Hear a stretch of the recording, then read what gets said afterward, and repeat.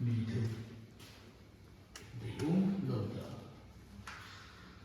em bố đi bộ ra gần chất thở rút giờ ông thấy dần này bố sẽ tù sinh ra chỉ có Khunkho thùng chân cùi đâu đó không hồi cùi đâu nọ cái này là Jana Lhacha cho tiên hít ta bằng thiền sự cái nắm sự mà tu bằng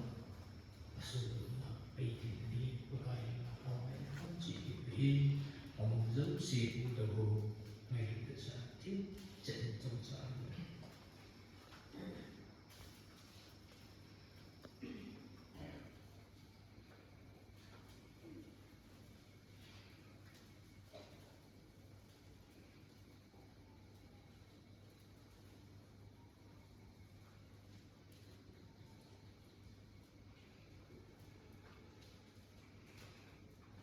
bố chồng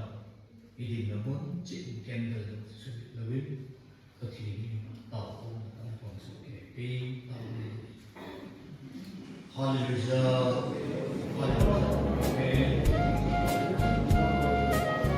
Tuni đi khô cả lắm thì buồn thế này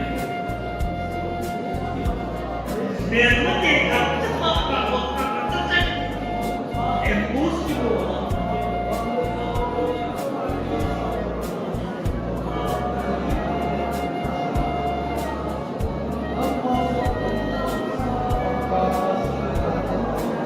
bộ tiền của các tôi mà cả Thina ý ta bảo là bố ta đừng ngờ ý ta bảo